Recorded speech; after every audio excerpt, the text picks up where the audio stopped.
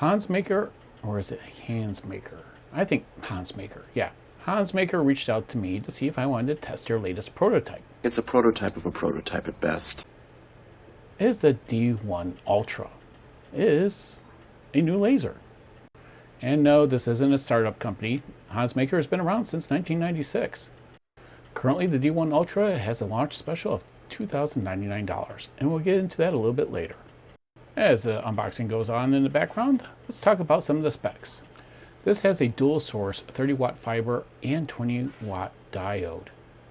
It has high-speed engraving up to 10,000 millimeters per second, autofocus and manual focus. It's fully enclosed, has a working area of 220 by 220 by 150 on the Z. It has a 16 megapixel smart camera, optional conveyor, fiber dot size of 0.03 by 0.03 millimeters, and the diode dot size of 0.08 by 0.1 millimeter. And the max cut for wood is 17 millimeters, and max cut for colored acrylic is 15 millimeters. Let's go ahead and actually take a look at these glasses here. Safety glasses, well, no certification. Never trust safety glasses that have no certification. You only get one pair of eyes. The D1 Ultra was packed really well, and it has these Velcro straps that make it lifting out really easy. Unlike other lasers, this actually opens up to see your workspace. And in here we have a, look at this, a duct booster fan. Instead of having a little, like PC exhaust fan in the bottom here, it's a port. I think more manufacturers should do this. And of course, before you start engraving, you always want to remove your protective lens cover. When you turn the D1 Ultra to the side, you have your emergency stop, your on off. You have a key, physical key, that you could actually turn on and off and lock the device. Turning it to the side actually enables it. You have your focusing knob for manual focus, and you have a whole bunch of USB ports ranging from the conveyor, foot pedal, and then you also have like a mass storage USB for thumb drive and computer input. On the back, you have your display input and power and your exhaust output. This was a smart move. If you're running an inline duct fan, you shouldn't have another exhaust there. Next, we'll plug in the display, and then we'll plug in the power. And that's it for the back, well, minus your exhaust. So when we go ahead and power up the machine with the display attached, you'll get the nice Hansmaker logo. And then when we are ready, the machine will have a nice big play button. So it takes a few seconds. This is all in real time. And there we go. The machine is now ready and connected. So let's continue on. I really like the yellow and black. I mean, if you ever see my mini bike and my Death Racer, you'll know why. But that leads to today's video sponsor, PCBWay. Are you looking for a PCB manufacturer? Are you looking for rigid, flexible PCBs? Are you looking for them to assemble them for you? Well, they can. And they also offer other services such as 3D printing, injection molding, and CNC. Heck, they even have a community section where you could buy a project and assemble it on your own. And if you're looking for 3D printing services on TPU, they have you covered as well. If you're looking for any of these services, please reach out to PCBWay. Now Hansmaker has its own software. It's called M+. And if we start in the upper right, you can see your camera button, your autofocus, your material library, and you have your metals that you could go ahead and scroll through. And when you click on any of these, you could actually pick your material and your settings, and it'll automatically adjust it on the right hand side. You got coated metals, and you can scroll down when there's more. You got leather, and then finally you have wood. So they are looking to expand the library, of course, and as more materials come available on there, you'll see it. So here's your grid, and you can just go ahead and highlight whichever setting that you want, and it actually shows you what the speed and power is. On the right hand side is all your settings, basically. You know, how you're going to choose it, laser type, engraving density, fill, line engrave, power, and speed. And on the left hand side you have image, then you have text, you have basic shapes, draw, and you have other functions, that's barcode, relief, that's 3D relief, and AI. And then you got your pointer, your move, and your layers. Now let's go ahead and start out by engraving a wood coaster. This is pine, and the closest thing I could find is we're just going to use beech wood, and I'm going to go ahead and pick, let's see here, let's go through here, 60, no, I'm thinking, yeah, the 80 power and 3500 speed. Now most of these will be on time lapse, and like it is now. Now when you're dealing with natural materials, especially with wood, you're going to be battling the grain, as I always say. And you can see that I did battle the grain on a couple of times here. You can see that there's like some type of knot in the upper right, and there's something funky going on in the middle. And I just wanted to show you this specific coaster for that type of demo. When you're working with something like MDF, engineered wood, yeah, it will come up a lot more even with your burn. So just be on the lookout for that. Next, let's do a cedar plank. This is a cedar plank for your grill, for doing like salmon or something. Now I am going slower, but I am maintaining the same power. And this is a time lapse, so it definitely does not move this fast, and you'll see the machine is open while engraving. It does have a safety switch that you could override if you so choose, and if you have this open, whether or not, actually, if you have it open, please always wear safety goggles. And of course, we're going to be battling the grain on this. And you can see some charring on here. And you can see there are some inconsistencies with this burn as well. Weekends are for whiskey and are charred like I wanted, along with the shot glass. So, but the BBQ definitely came out lighter. And you can see, you know, the grain is very inconsistent. Again, this isn't really meant to be engraved on. It's more for a plank for cooking salmon and other things on it. But it's pretty darn cool. Next, let's try some metal with the fiber laser. The previous ones were done with the diode. And I'm going to do the stainless steel. And we're going to do the 90 by 300. And the camera works really well for centering the material. Now the doors are closed on it, and camera has a hard time focusing through the door, so I apologize. There's going to be lots of other engravings that are going to appear that way as well. And this is actually in real time, no time lapse, but it's actually a really small pendant, so you'll understand once you see it. Look at that, pretty darn centered. This was my first attempt with it, and so the camera actually has some pretty nice accuracy, and the engraving looks really nice. Now I could have done a little bit more for my dots per inch, give it a little bit more clarity, but so far looking pretty darn good. So I changed it up a bit, and this is going to be a power of 80, speed of 1500, and a pass of 1 for this is the way for a dog tag. And always the way to tell when your fiber laser is doing the optimal engraving and a much higher power is when you see a lot of sparks flying. Otherwise you may need to adjust your focus. Adjusting speed and power can give you some different colors, but this does not have any frequency settings as of yet, so you could achieve even more colors if you have that. Hansmaker is looking into it. So let's change it up again. So we're going to do another dog tag, 75 for power and the speed of 100, and we're going to do 2 passes. Now you can already see the difference in colors here. This is going to have more of a black color because you're doing it a lot slower. You'll see that the image is very crisp and clear and has nice high contrast, just what you want for a dog tag. Came out really nice, and it was hot. Another money-making item is engraving your pet's name along with the QR code, and the software has that option. I did 2 passes on the QR code and only 1 on the pet's name.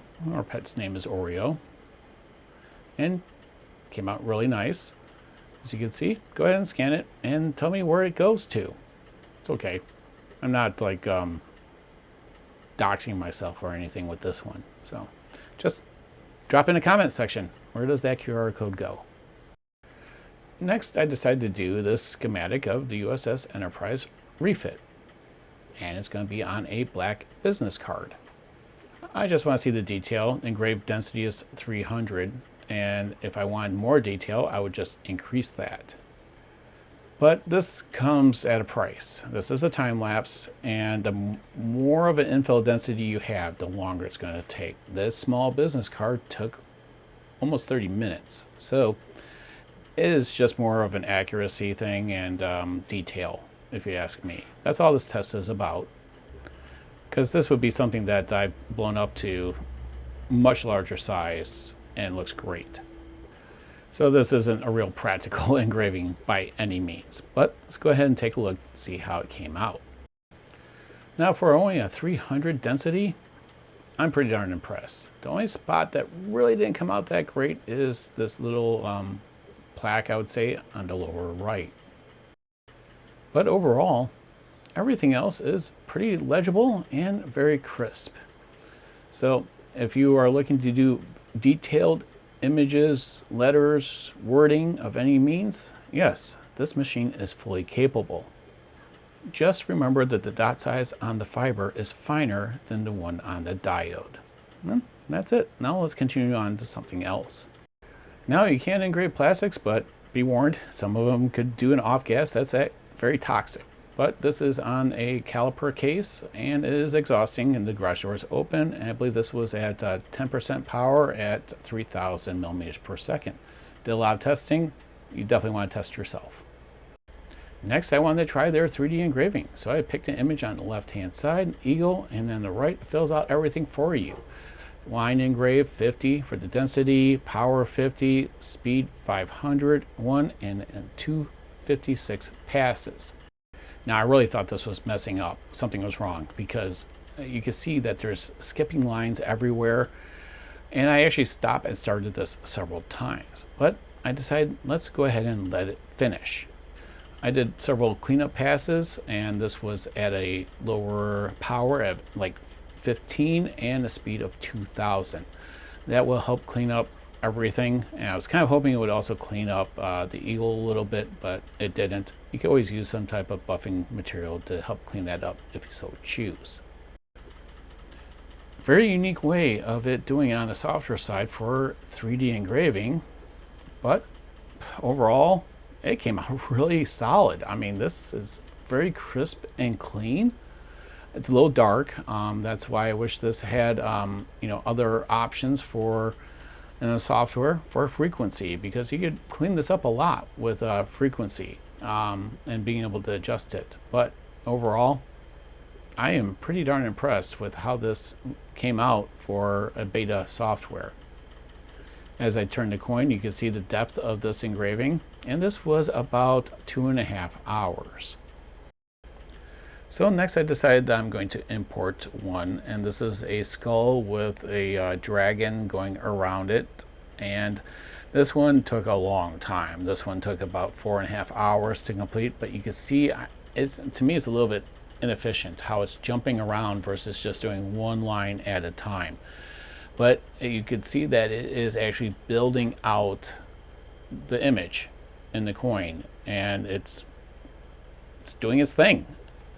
But I think that if it was to do the regular way of just doing line sweeps on there, it'll be a lot more efficient.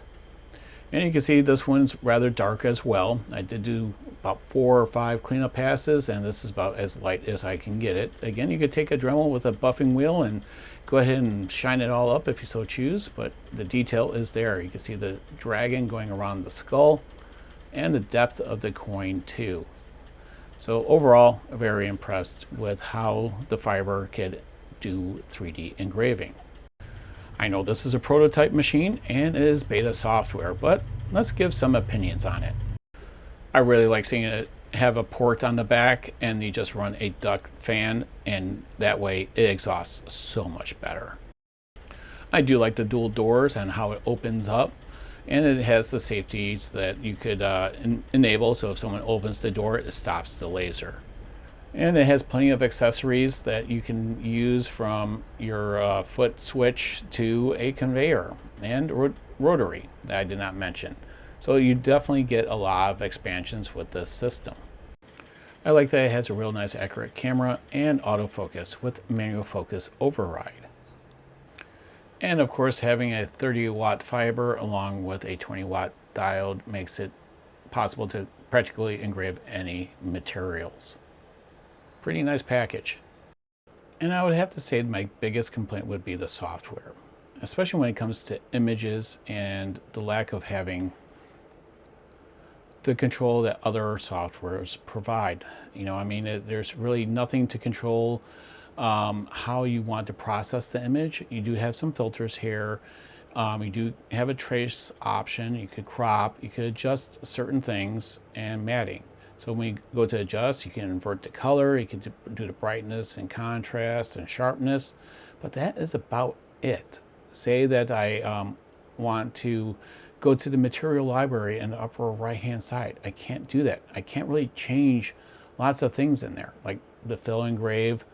And then if I want to change like the speed or anything, I easily exceed the capabilities of either the software or the machine. It says it on the very top. There's also no way to set the frequency. So if I want to do a cleanup pass, I would like to be able to set my frequency. And there's no timer to project when it might be done or how much time might be left.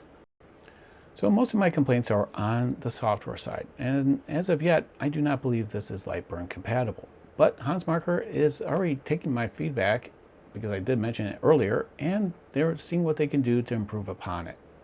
That is one reason why I like actually receiving prototypes and early releases, because I'm able to give my feedback and hopefully they could produce a better product at the end. Now this is launching on Kickstarter, and as I've always said, because this is also me in my video, do not back Kickstarter unless you have money to burn, because no project is guaranteed. Always read the disclaimer for Kickstarter. Now, Hansmaker is an established company. Like I mentioned at the beginning of the video, they've been around since 1996. So I believe, personally, don't hold me against the fire on this, but the risks are rather low for this. I think they're using it more like most companies are, a company of their size, as an advertising platform, and to give you a good deal. So to purchase, all the links will be provided down below. And I really appreciate you tuning into Tripod's Garage. Please have a wonderful day, evening, or weekend, or whenever you decide to watch this video. Thanks again for tuning in, and we'll catch you again on Tripod's Garage.